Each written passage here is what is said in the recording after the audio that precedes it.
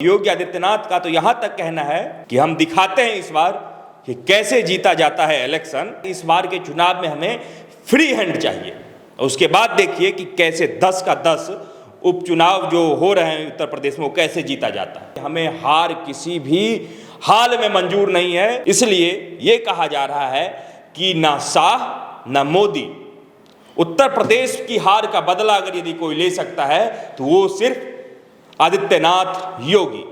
मिल्कीपुर विधानसभा उपचुनाव का चर्चा किसी भी राज्य के विधानसभा चुनाव से ज़्यादा हो रहा है। अभी फिलहाल 2 राज्यों में चुनाव होने वाले हैं, जिसमें एक जम्मू कश्मीर है और दूसरा हरियाणा। लेकिन इन दोनों राज्यों से ज़्यादा चर्चा सिर्फ और सिर्फ एक राज्य के विधानसभा सीट है जिस पे उपचुनाव होना है, उसका ज़्यादा चर्चा हो रहा है। और ऐसा इसलिए क्योंकि वहाँ 2024 के लोकसभा इलेक्शन में जो बीजेपी की हार हुई, उस हार को लेकर के बात कही गई और जितनी भी बातें कही गई और जो भी बातें कही गई वो सारी बातें योगी के साख और योगी के नाक से जुड़ी हुई थी। इसलिए अब बात योगी के नाक और साख पे आ गई है और योगी चाहते हैं कि मिल्कीपुर विधानसभा उपचुनाव जीतकर 2024 के जो लोकसभा चुनाव में हार हुई है उसका बदला लिया जा सके। और ये बदला लेने के लिए योगी ने अपना कमर कस लिया है। अगर हम बात करें मुद्दे की, बात करें राजनीति की और बात करें इस चुनाव में नेताओं के द्वारा कहे गए किसी भी तरह की बात की, तो ये देखा जाएगा कि पार्टी या फिर नेता जीतने के लिए इस बार किसी भी हद तक जा सकते हैं। योगी आदित्यनाथ हिंदुत्व की राजनीति को धार देने में लगे हुए हैं और दिन प्रतिदिन उस धार को पैनी भी बनाते जा रहे हैं। वहीं दूसरी तरफ अखिलेश यादव जातीय गोलबंदी करके बीजेपी को घेराबंदी करने में लगे हुए हैं। देखना यह होगा कि उत्तर प्रदेश के मिल्कीपुर में हिंदुत्व की राजनीति ज़्यादा तेज पकड़ती है या फिर ज़्यादा धारदार साबित होती है या फिर जातीय गोलबंदी। ऐसे में अगर यदि पूरे प्रदेश को लेकर के कहा जाता था कि योगी आदित्यनाथ वर्सेस अखिलेश यादव चुनाव होता है, जैसा अभी जो लोकसभा चुनाव हुआ 2024 वाला, उसमें भी ये कहा गया कि ये योगी आदित्यनाथ वर्सेस अखिलेश यादव है। योगी आदित्यनाथ वर्सेस इंडिया गठबंधन या फिर राहुल गांधी नहीं था। लेकिन अयोध्या में बीजेपी की हार के बाद अवधेश प्रसाद का मनोबल मानिए 7वें आसमान पे है। अवधेश प्रसाद का कहना है कि ये लड़ाई योगी आदित्यनाथ वर्सेस अवधेश प्रसाद, और हो भी क्यों ना। जैसे ही उन्होंने जीत प्राप्त किया, राहुल गांधी ने अपने साथ उन्हें संसद भवन में बिठाया था। अखिलेश यादव भी बहुत, जहां भी उनकी सभाएं होती हैं, जहां भी जाना होता है, उनको अपने साथ लेकर के जाते हैं। और मिल्कीपुर में टिकट भी अवधेश प्रसाद के बेटे को मिला है, जिनका नाम है अजीत प्रसाद। अब बात इसलिए यहाँ पे आती है साख की या फिर नाक की, क्योंकि अवधेश प्रसाद जो हैं वो ये कह रहे हैं कि इस बार हम 50,000 से ज़्यादा वोटों से जीतने वाले हैं यहाँ पे।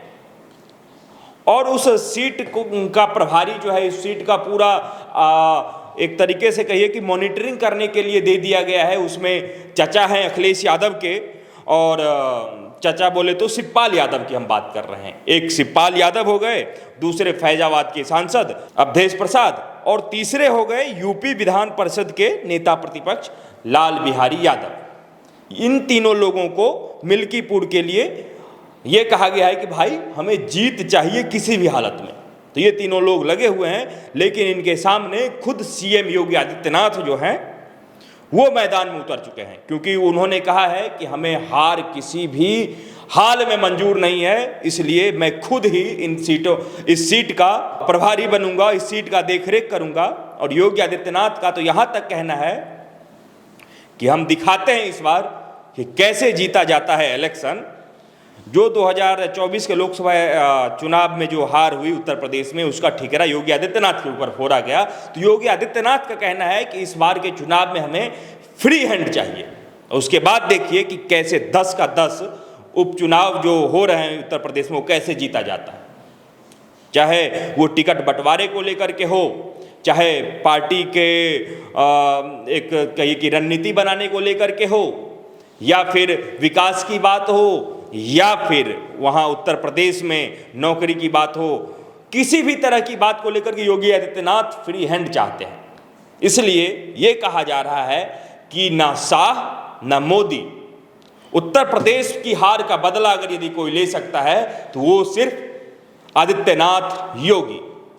इसलिए इस चुनाव को इस नज़रिए से देखा जा रहा है कि कैसे भाजपा वापसी करेगी, और ये चुनाव उस नज़र से बड़ा हो जाता है कि जब ये कहा जाता है कि योगी आदित्यनाथ मोदी के बाद सबसे बड़े चेहरे हैं प्रधानमंत्री पद के लिए। प्रधानमंत्री एक स्टेप आगे है, क्योंकि उससे पहले 2027 में उत्तर प्रदेश का विधानसभा चुनाव होना है, और ये जो उपचुनाव है 2024 वाला, ये उसी 2027 के चुनाव का एक तरीके से कहिए कि किला है। इस किला को भेदना बेहद जरूरी है, नहीं तो योगी आदित्यनाथ के लिए 2027 का रास्ता आसान होने वाला नहीं है। कई राजनीतिक वैज्ञानिकों का तो ये मानना है कि योगी आदित्यनाथ ने अगर यदि इस बार कुछ बढ़िया रिजल्ट नहीं दिया इस विधानसभा उपचुनाव में, तो उनकी सीएम की कुर्सी भी डगमगा सकती है। लेकिन योगी आदित्यनाथ अपने ऊपर उनको भरोसा है, वो अभी से, इससे पहले से ही, खैर वो तो हमेशा से हिंदुत्व की राजनीति करते आए हैं, लेकिन अभी जिस प्रकार से, जिस प्रखर आवाज में वो हिंदुत्व की राजनीति कर रहे हैं और बोलते हुए नजर आते हैं, ऐसा लग रहा है कि पूरे चुनाव में सिर्फ और सिर्फ जो है वो हिंदुत्व की बात की जाएगी। एक तरफ अखिलेश यादव या फिर उनके विरोधियों का कहना है कि योगी आदित्यनाथ पूरे तरीके से फेल हैं उत्तर प्रदेश की राजनीति को लेकर के, उत्तर प्रदेश में शासन प्रशासन की व्यवस्था को लेकर के। लेकिन योगी आदित्यनाथ चाहते हैं कि बात मुद्दे लॉ एंड ऑर्डर पे आए, क्योंकि आपने देखा होगा कि सपा के नेता कहे जाने वाले मोइन खान को लेकर के योगी आदित्यनाथ ने किस प्रकार का रवैया अपनाया था। बुलडोजर ताबड़तोड़ चला, एक बार नहीं 2-2 बार चला। तो इसलिए योगी आदित्यनाथ चाहते हैं कि इस बार जो चुनाव हो रहा है वो चुनाव इस मुद्दे पे हो, महिला की सुरक्षा पे हो और प्रदेश के विकास पे हो, क्योंकि बराबर योगी आदित्यनाथ कहते हैं कि जो कि कोई महिला को किसी चौराहे पे छेड़ेगा तो अगले चौराहे पे उसे यमराज का दर्शन हो जाएगा। इसलिए लगातार हम कह रहे हैं, आपको बता भी रहे हैं कि अवधेश प्रसाद का अपने हिसाब से मनोबल बढ़ना ये एक सही बात है, लेकिन ऐसा कहना कि ये चुनाव योगी आदित्यनाथ वर्सेस अवधेश प्रसाद हो गया है, ये ठीक बात नहीं है। आइए हम बात करते हैं कि मिल्कीपुर में अभी तक भाजपा ने कितना क्या कुछ, मतलब अपने हिसाब से जो रणनीति है वो क्या किया। खैर भाजपा तो अभी नरेंद्र मोदी हो या फिर अमित शाह हो, वो तो अभी दिल्ली दरबार में ही बैठे हुए हैं, लेकिन योगी आदित्यनाथ कई चक्कर लगा चुके हैं। अब तक जितनी बार भी वहाँ के विधानसभा में चुनाव हुई है, सिर्फ मिल्कीपुर 2 बार जीती है भाजपा। तो ये जो सारा आना बाना ताना बाना है वो चाहते हैं योगी आदित्यनाथ की इस बार चुनाव जीत करके, वो उनका तो कहना है कि 10 का 10 सीट हम जीत रहे हैं, लेकिन खास नज़र जो है, सबकी नज़र जो है वो मिल्कीपुर पे ही है।